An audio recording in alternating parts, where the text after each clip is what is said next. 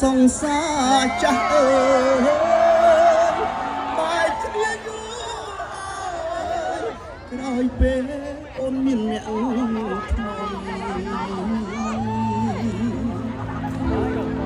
ចោលសង្សារក្រក្លិនភុំក្របីស្រវាអ្នកថ្មីព្រោះតែដូរឡា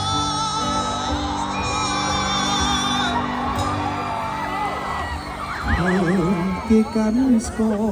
ជន្លអូនលេងអូនដូចកូនក្មេងហុងវេហក់លោតឆ្លេឆ្លាសុខចិត្តពេកយំក្នុងផ្ទះវីឡាក៏មិនប្រាថ្នាសោយក្នុងដងដែរ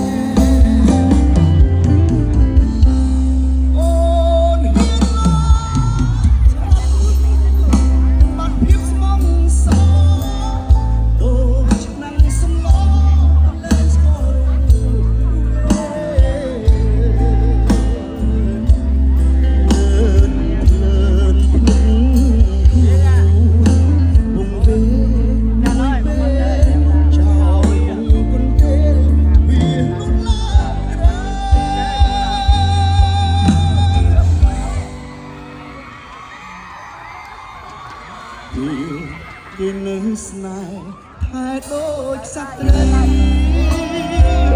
ពេលអត់អស់ស្រីកូន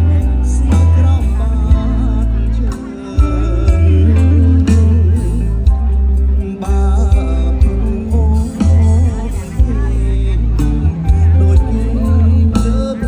ងវិលមកស្រុកយ៉ា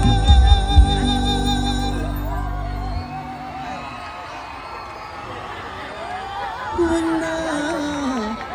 អូ